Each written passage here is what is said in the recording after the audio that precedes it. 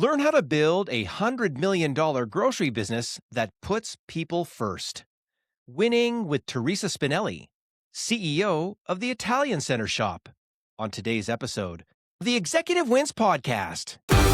Welcome to the Executive Wins Podcast, where senior leaders share their biggest wins so you can get inspired and grow your business. Here's your host, Gordon Shepherd. Welcome to the Executive Wins Podcast, where senior leaders share their biggest wins so that you can get inspired and grow your business. I'm your host, Gordon Shepherd.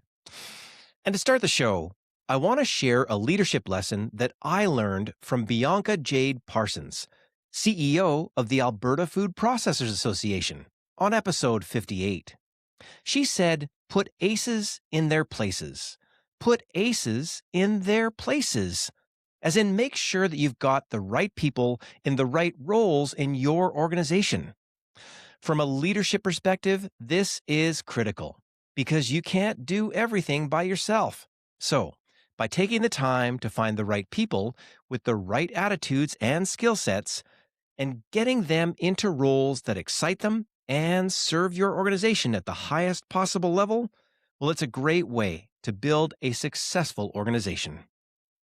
So make sure to put aces in their places whenever you get the chance. And that is just one of hundreds of leadership lessons that you'll learn when you listen to past episodes on the Executive Wins Podcast. Another reason to listen? Well, the Executive Wins Podcast won the Best New Podcast Award in the Quill Podcasting Awards in its first year of production. And thanks to you, the Executive Wins Podcast has more than 48,000 views on YouTube and over 23,000 minutes of watch time, along with having over 2,000 downloads on Apple Podcasts, Spotify, and wherever you listen. Featuring mission-driven leaders sharing their biggest wins so that you can get inspired and grow your business. That's what you get on the Executive Wins Podcast. On today's episode, you'll learn how to build a $100 million grocery business that puts people first. Winning with Teresa Spinelli, CEO of the Italian Center Shop. I also want to let you know that today's episode is brought to you by our leadership team workshop called The Executive Alignment Advantage, Building a Leadership Team that Delivers Results. In this hands-on workshop, leaders learn a proven system to help them consistently make better decisions so they can achieve their goals. It's called the Anatomy of a Win, to help everyone on your team understand the strategy, work plan, people, operations, and results behind every major project that you take on. Imagine what would happen if every leader on your team is fully aligned and working hard to turn your goals into results. So if you want to break down silos and build a high-performance leadership team that actually makes your company more profitable, then get in touch with me directly at gord@executivewins.com. That's gord@executivewins.com. And now on to today's show. We are lucky to be joined by Teresa Spinelli, CEO of the Italian Center Shop, a one-stop shop for Europe's best-known foods and local artisanal products. You can learn about their work at italiancenter.ca. That's italiancenter.ca. On this episode, you'll learn how Teresa reluctantly took over the family business, and then how she invested in herself and her team to help grow the business to more than $140 million in annual revenue. You'll also learn about how Teresa invested in getting outside help, from hiring the right consultants to joining the right business owner peer group, and how she is a lifelong learner who not only reads often, but is also able to apply what she learns to help her business grow. On top of that, you'll learn why the Italian Center Shop is so many people's favorite store, and how much Teresa is committed to making it a great place to work for her employees. This episode is a masterclass for leaders who really want to learn how to stop doubting themselves, how to trust their gut, and how to stay humble as they build a thriving business. I also want to remind you that this interview follows a specific format that I created called The Anatomy of a Win to help you learn the strategy, work plan, people, operations, and results behind every business win that you hear on this show. I really do hope that you can use this approach to reach your next business milestone. And now here's Teresa Spinelli with her executive win. Teresa, welcome to the show.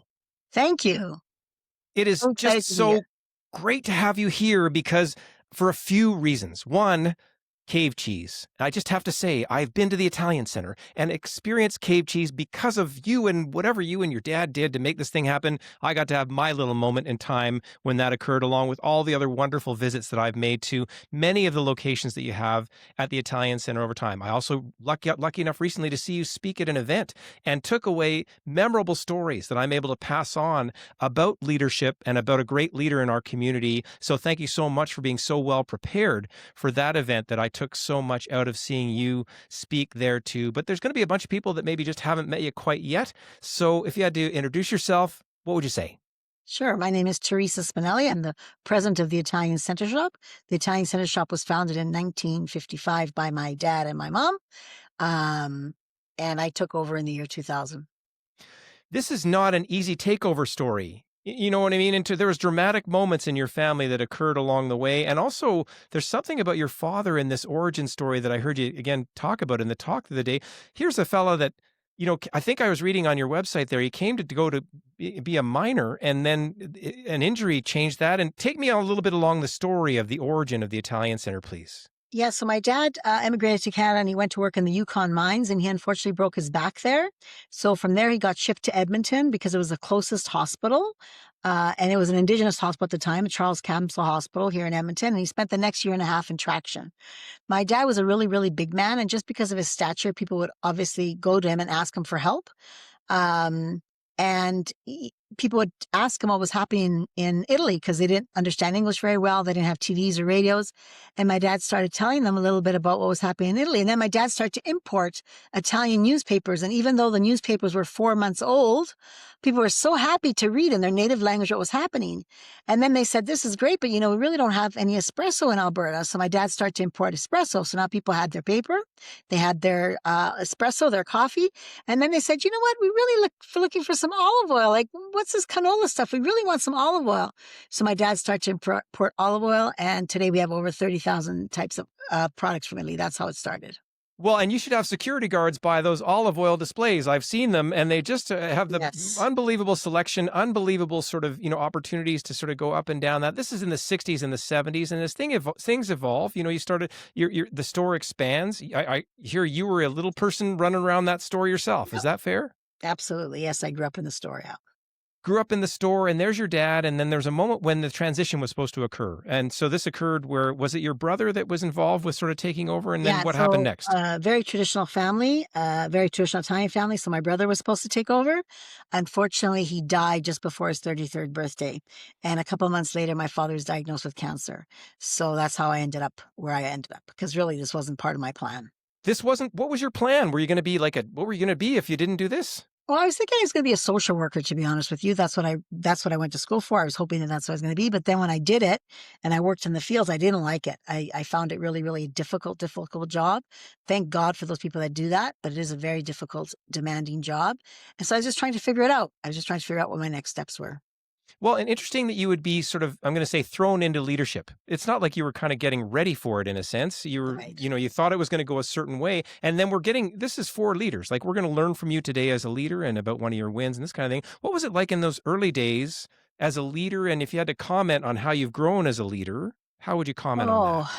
Those days were really hard, really, really hard. Obviously I was missing my brother, missing my dad. My mother was very depressed. I'd recently gotten married, couldn't have any kids. It was a very, very difficult time in my life. And I wasn't sure there was something that I wanted to do. So that's what made it really hard. Like, I walk into a very, very busy store, and instead of being happy, I wouldn't be happy. I'd be really mad because I knew I'd have to work really hard and I'd have to yell and scream to get people to do what I wanted to do.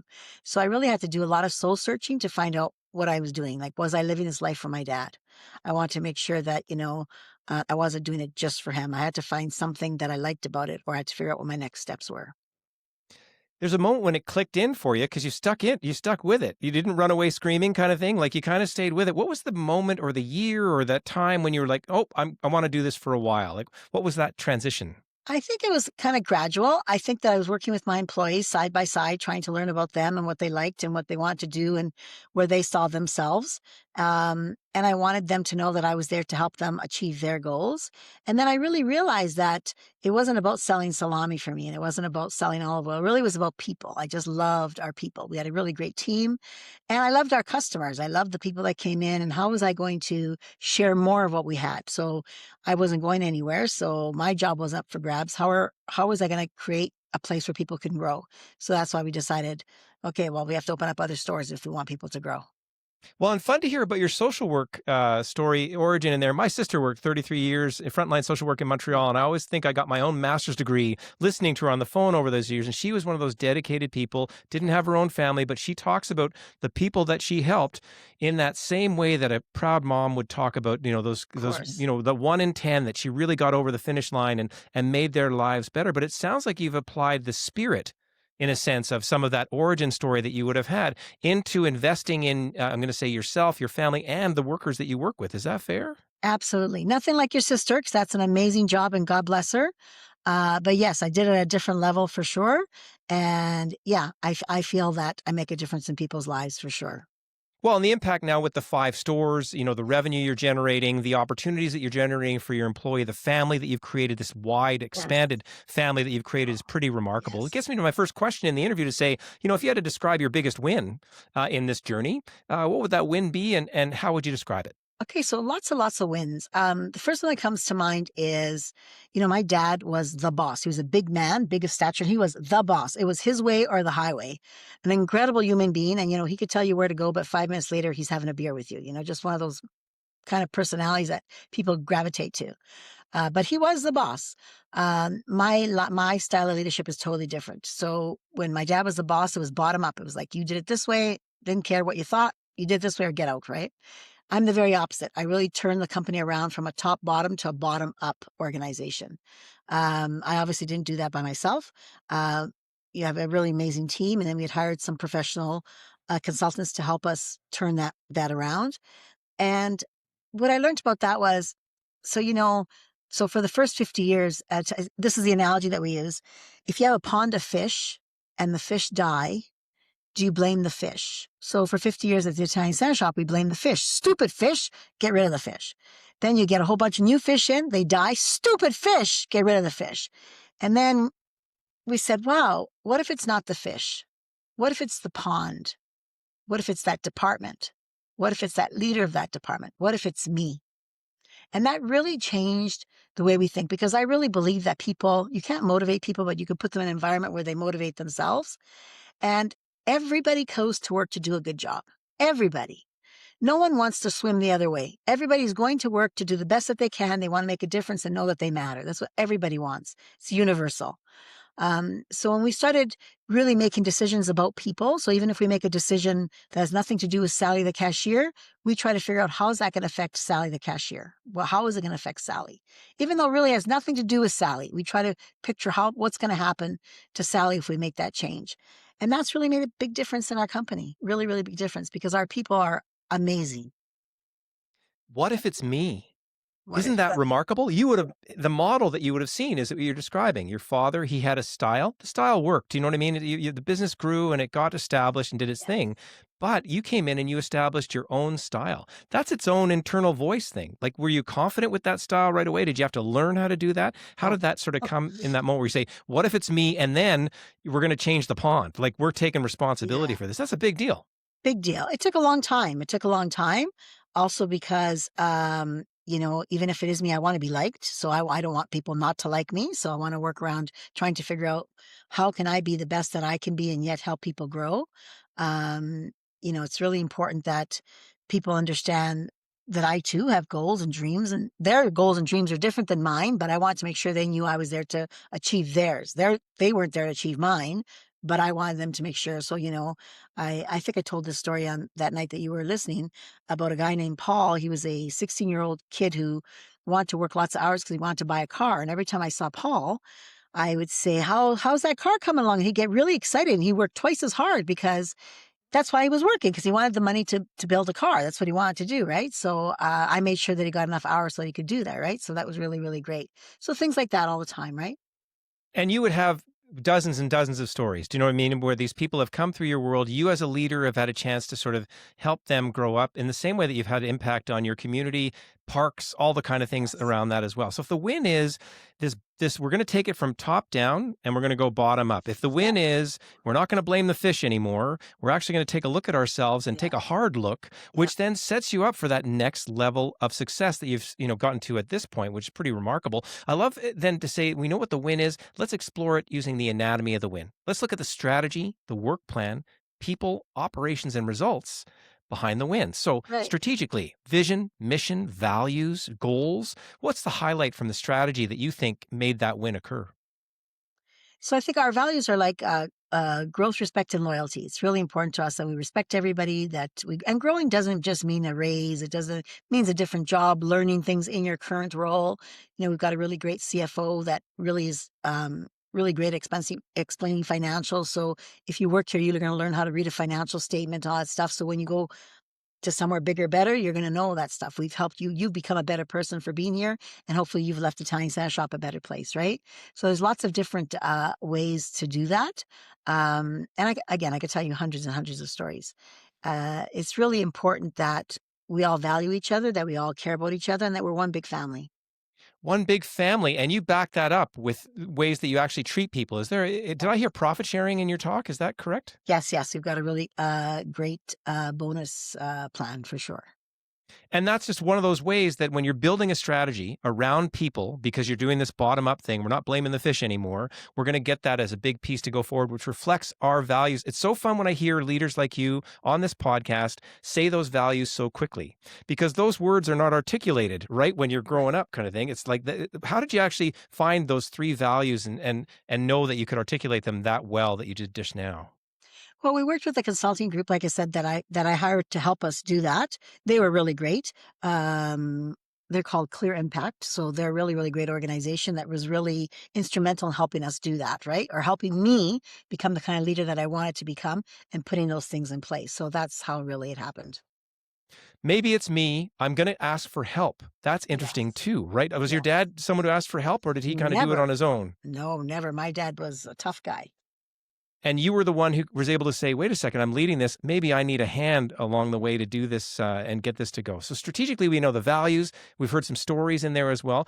Every time we had a strategy, we always need a work plan. There's sort of a timeline. And we're hearing this timeline. There was a moment in time when you didn't think you were going to be the leader. You became the leader. And what's that period of time then since you became the leader to now? Is that sort of a couple decades? Or what's the 20 length of years. Yeah, time? 20 years. Yeah. 20 years in the making. And if we actually hit the highlights along that timeline, we would see these growth moments. You're like, wait a second, I'm going to come in. I'm going to be a mad person who's just trying to get people to, with the whip and no carrot for you. And there's something about that, but it wears you out, right? You go home at night and Oh, you're yeah. unhappy, Can't you're do not that. popular, that lived For experience sure. pretty tough in For terms of sure. that early leadership style. Then For we go sure. on to these next moments. You're like, well, I'm going to get some help. I'm going to actually take some inputs from other places to actually grow along the way. Any other highlights in terms of your own leadership development along that timeline that you say would be other kind of major moments that help you to become who you are today?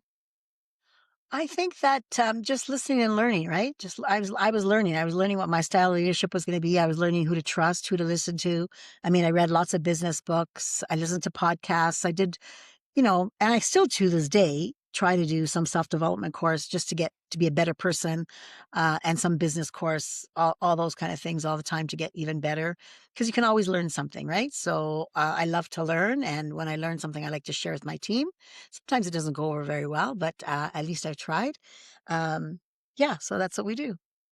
It's fun. And just, I don't know, I don't mean to put you on the spot. Any books that you recommend, like moments along the way that you can recall? I don't mean to get you stuck, Yeah, but no, no worries. can, So the very first book that I really loved was from good to great, because I had a really good business, but I wanted to make it a great business, and that was a really great book.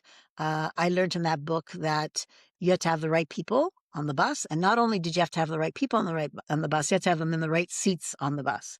So I I have the right love that. I people. love Yeah. that. I'm so glad you brought that one up. It's Yeah. in all the So good. literature and that thing of, and isn't that remarkable? Because you did walk into a good business, right? And Yes. then Very the good. mindset that it takes to level that thing up. And I remember, is it the, just this idea of if people are in the wrong seats, you would have had early days where they've got to get Yes. moved around or moved off the Yes. bus. Did you go through Yes. that as well? Yes, absolutely. Yes, unfortunately, yes.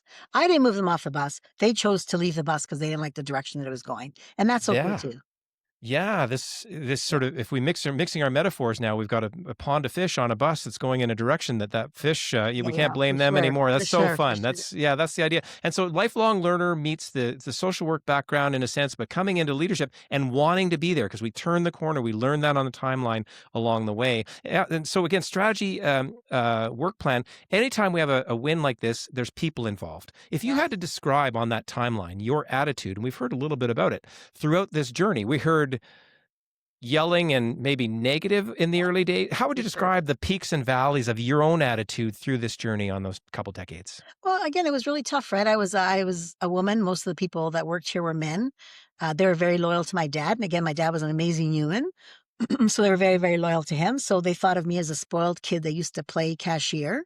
So taking direction from a spoiled brat, let alone a woman, was very difficult for them. And it was difficult for me too. So that was a really trying time. And again, I worked really hard beside them. I wanted them to know that I was on their side. Some people didn't see it that way. Some people didn't see that way. Um, so it was hard. It was really hard. It was, I had to, I always say that men apologize for their weaknesses. As women, we apologize for our strengths. I had to say, hey, we're going to do this and I'm going to listen to whatever you have to say, but we are going to move forward on this. And you're going to have to, I'm going to listen. I want to hear what you have to say. But this is what I think is best for the direction of our company. And so, again, really hard for me too, right? Because hard. It's hard for women to stand up for what they believe. It's hard for Canadians in general to stand up for what they believe. So it's a cultural thing for sure. So took a while. Um, and, lots of self-doubt too, right? Because every time I made a change, my team would think it was a stupid idea. They'd say, oh, your dad wouldn't have done that and all that. So lots of self-doubt. So just getting clear about what I wanted, but I kept focusing on what I wanted. I knew that I wanted a really good team.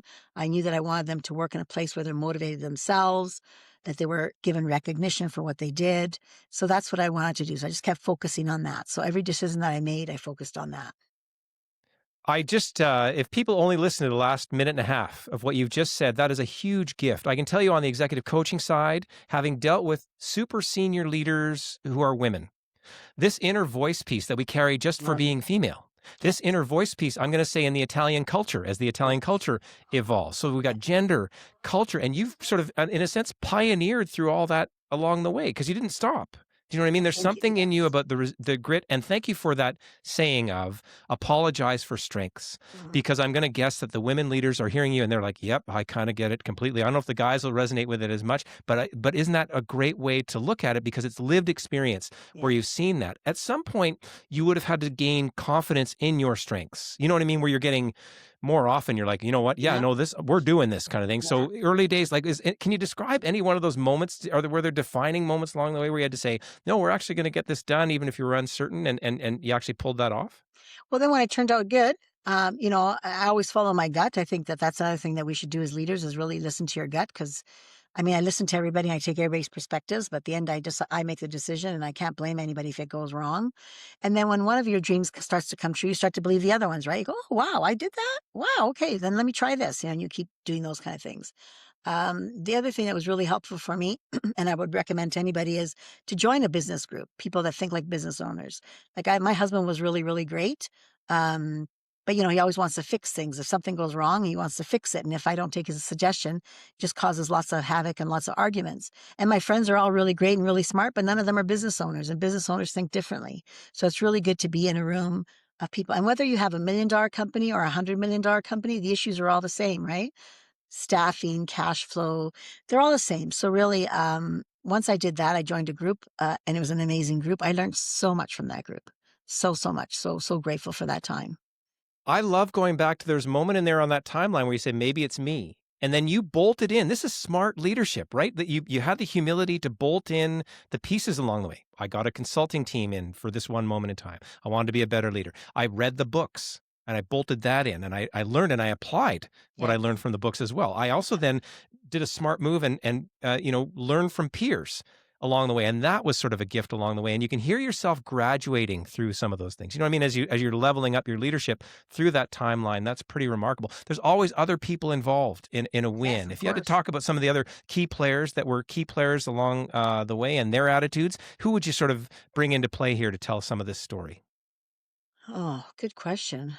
Um, I don't know. So my team is amazing, right? Like when when I when I got my team together, you ask really good questions, Gordon. Really, really good questions. When I got my team to like once I decided that I was staying and I was going to do this business, I got the cream of the crop kind of thing. And I said, we had a meeting and we had a facilitator that helped us get clear about what our goal was going to be, right? So at that time, like I said, $8 million in sales, about 30 employees. That team came up with this really great vision for Italian Sandwich Shop. And you can imagine we didn't have any job descriptions. We didn't have HR. We didn't have any benefits. We didn't have anything. Like it was chaos every day. And yet they came up with the vision of something to the effect of we're going to grow Italian Sandwich Shop into multiple location, exceeding customers' expectations and integrity price. And I'm in the back of the room going, oh, these people are crazy, like so crazy. Like one day, maybe 10 years from now, but it's so crazy. Like there's so much to do before we get to that. And, we had that visioning workshop February 6th, 2005, and July 18th, 2006, we opened our second location. That was it. That wasn't me. That was all them. Right?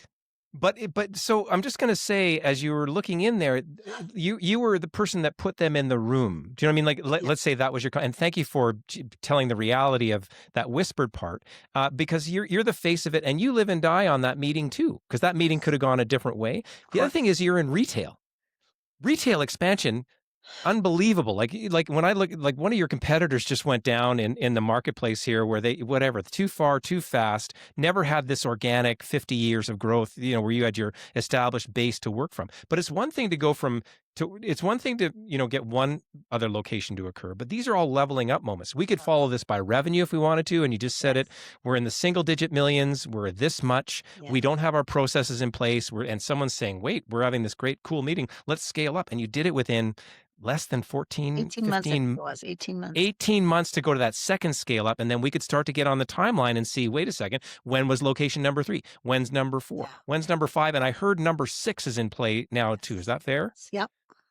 How's that feel to see that kind of, you've got this team together. How's it feel to see that occur? Very humbling. I'm very, very grateful because if it wasn't for them, we wouldn't be where we are, right? I'm very, very clear about that. Like not one day goes by that I don't know that. And I hopefully tell them enough times that they know that, right?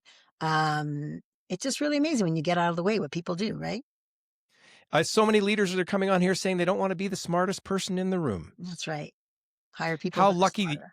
Yeah, and how lucky that you were able to assemble this A team along the way. And we can hear again this growth that's there. I'm going to say somewhere in there's your family, there's naming places after Yes. kids, and all that sort of joy that you've brought to the community for the story that has built from when your dad got going all the way to you and the through line and the smiles that come on people's faces. And please let me just go and stand outside that bake shop in your different Yes. stores and just simply admire the artwork that I see there. I never see anything that's out of place. It really speaks to what level you've brought it to, that there's pride in work coming through these workers. Mhm. And again, we would go on and on about the stories there. Strategy, work plan, people. There's always operations as a contributing factor to success. And we're going bottom up. We're then as the win. And then we've made all this occur up to this 5 locations going on 6. And who knows? I don't even know what your ambitions are, but who knows how far that will go. What I'm saying is operationally, you said, hey, wait a second. We were at a certain moment. We weren't organized. Do you know what I mean? And then we had to get organized. And as you level up, doesn't matter if it's 10 million, 100 million, there's different requirements in operations over time. What were some of the operational highlights that allowed you to be successful that you think, was it getting processes down, people onboarding, offboarding? What were some of the highlights along the way that allowed this to occur? Oh, well, for sure. Well, first you have to listen to your people. That was key, right? Listening to what they wanted. So, they wanted benefits. They wanted this. They wanted better track, whatever it was. So, and I listened to them and I did whatever I could to do what they needed in order to grow. My job is to give them all the tools they need to grow. So once they have all the tools, then it's the rest is up to them, and magic really happens. So that's really, really important. And then just always stay focused on, people, right? It's always about people. So what can we do to grow people? How are we going to get them to do even better? The other book that I really love is Danny Meyer's book called A Seat at the Table. So amazing, like such a great book, because I learned from that book, the better we treat our team, the better they treat the customers, right? So, so important. Like it's just the way it goes. So, I love that. Like really, really amazing. And your team really creates the atmosphere why people come to you, right? That why your business succeeds. And again, hundreds of stories of how my team did something that just went over and above. Little things, though. They're not major things. They're little things, but people are so appreciative of that, And people always say the Italian Center Shop is my favorite store. Well, you can't argue with favorite, right? We're not the cheapest store. We're not the best store. We don't have the best products, but we are their favorite store. And that's unarguable. And that's really, really a big compliment to me and my team. Well, and I'll just go back to when the Christmas stockings that in my family now, I go to the Italian, this is a true story. I go to the Italian Center by myself sometime in December, and I go and find these crazy, I don't know how you get all those SKUs into one place, but you're doing something again where I want to go there to that destination to find that. The other thing that I'm going to comment as a customer is the confidence that your employees have. I don't see, there's nobody disheveled. Do you know what I mean? And there's nobody who's trying to be overly sappy either. They're just confident people, is my impression, where they're doing their job, and that makes a ton of sense from what we're talking about, from the flow through that you're doing along the way. How is it that you've been able to grow the variety of choices in there? Like, again, operationally, like how have you been able to get this product selection in there? Any Well, insights again, there? we listened. We listened to people. So our customers would say, I'm looking for this. So if somebody's looking for that vanilla bean, there must be somebody else looking for it too. Or try to stay on top of trends. If someone's talking about something on a food channel, the people are going to be looking for it. So those kind of things. And the other story that I like to share, if I may, is, for example, we sell tons and tons of Polish chocolate in our store. Like we're one of the rare stores that carries chocolate all year round, like not just at Christmas, Easter, and Valentine's Day. We carry it all year round. And so I love chocolate, start to eat it. Not so good. So I started asking people, why are you eating this chocolate? They'd say, so good. I go, no. Tell me, why is it the price point? Is it the color of the packaging? And all the stories were the same. We were a poor family. This chocolate bar has 8 bars. My mom would give us 1 bar each. I used my grandma would make this soup, and she would sing to me while she was making the soup. It was always about comfort and about family and about connection. And just a little while ago here at the store, there was a family shopping. They saw they're not Brazilian, but they saw a product from Brazil, and they had gone on holidays to Brazil, and they got so excited because they saw that product, because it reminded them of their family holiday together when they drank that drink. Right? Something so Nothing. It's just about connection and about people and about that warmth and those memories, right?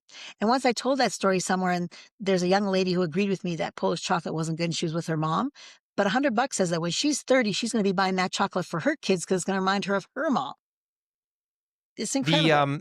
Thank you so much for your authenticity and lighting up at the stories that you light up about, right? The young kid buying his car that you got to help. Yes. You know what I mean? This sort of flow through of family. So while your business does grow, that temptation in growth is to lose touch with some of these stories as we get bigger and we get bigger operations. But I can hear the glue that you're bringing to it by being able to flow those stories through along the way. That's so lucky. Strategy, work plan, people, operations. We've talked about a few highlights in there. Finally, there's results. There's always quantitative and qualitative results. Quantitatively, I don't mean to crack open your books. Your revenue has grown and you've got 5 Yeah. stores, and you could talk about maybe even number of employees. Any quantitative highlights that you'd like to share Yeah, publicly? sure. So, like I said, when I started, we were 8 million in sales and 30 employees. Today, we're 751 employees and $140 million in sales. And again, I didn't do that. And that was like in 20 years. So that's a lot of growth for a little company that wasn't sure where it was going. And again, I didn't do it. It was really my amazing team that made that happen. Well, and how lucky there's some so funny though, but where the responsibility lands, like you were saying in those early days, it still does land with you. I know you've been humble, and it's funny enough. I would say in elbows up time, we need a little bit less humility in Canada Um, these days because there's yes. some superstar qualities that I've interviewed over 50 leaders on this show already, and they've all got these superstar qualities that simply the world needs to know more about. You're reminding me as you're bringing up this great literature. There's a fellow on whose name is Randy Volk. Again, another well-read leader. You'd have a great conversation with him. Mhm. He said, be the river, not the reservoir. And this is Oh, what I'm hearing that you're doing in your style. You're allowing the flow of stories and ideas and talent yeah. to come through the vehicle that you've had and expanded to Uh-huh. allow these things to occur. Any qualitative highlights? Like, how does it feel? Like when you sit here at this moment, like, how's it feel to have this achievement? It's really great. You know, I have to tell you that when I go, in particular to my South store, I don't know why in particular that store it happens the most, but when I go to that store, customers stop me and they thank me for having a store. I've never heard of such a weird thing. Like I cried. Like the first couple of times I would just cry, going, "Oh my God, you're thanking me for having a store. I'm here because you're here. If you weren't here, I would not be here, you know?"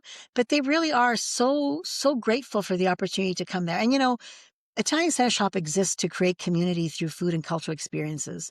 That's really why we exist, to create community. Yes, we sell pasta, we sell olive oil, but really we create community. And you can feel that when you're in our stores, you know?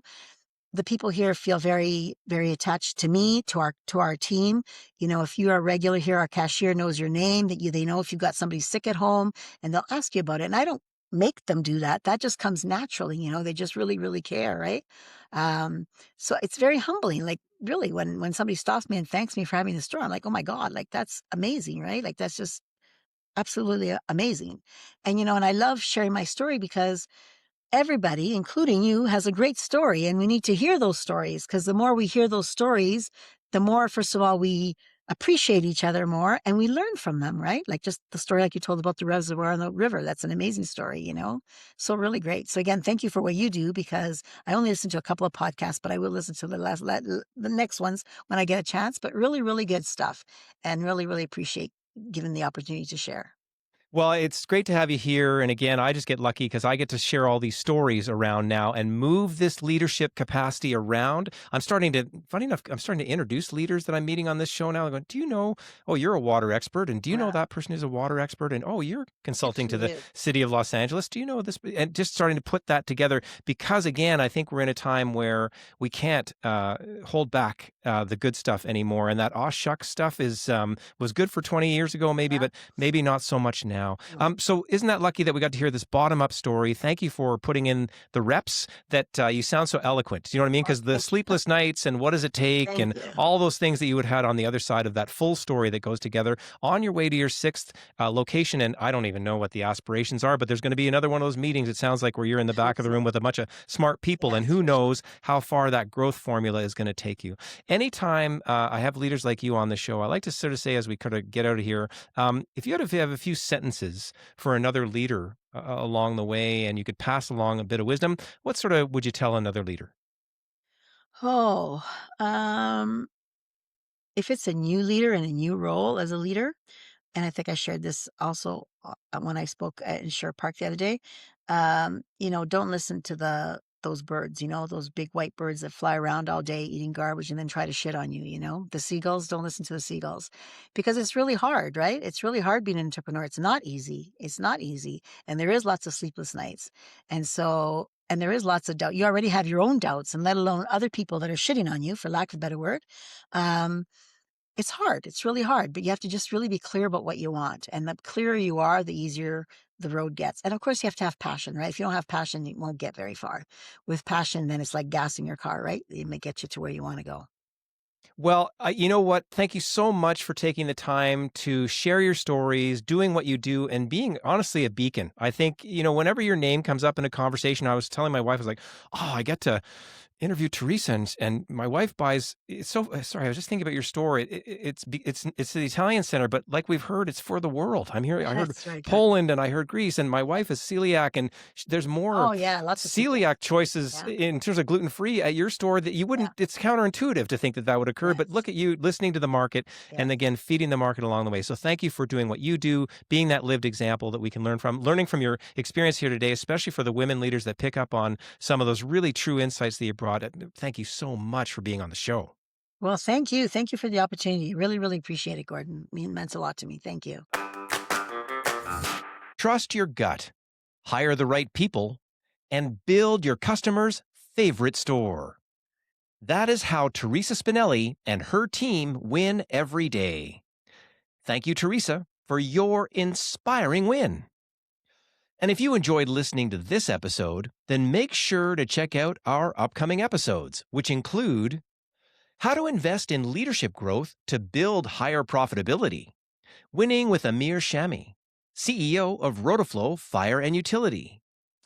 And if you're a leader who really wants to learn how the Executive Wins coaching session can help you to grow your confidence and inspire your team, then visit executivewins.com to learn how. You can also subscribe to the Executive Wins newsletter to stay up to date on the podcast, live events, education opportunities, and more. Visit executivewins.com/newsletter to sign up. And if you enjoyed today's episode, be sure to rate, review, and subscribe, and share it with a fellow leader. And don't forget to check out our resources and links in the show notes. And keep listening to the Executive Wins podcast for more inspiring wins that will help you to grow yourself, your team, and your entire business. Thanks for listening to the Executive Wins podcast. Make sure to rate, review, and subscribe as we bring you more inspiring wins from outstanding leaders so you can grow your business.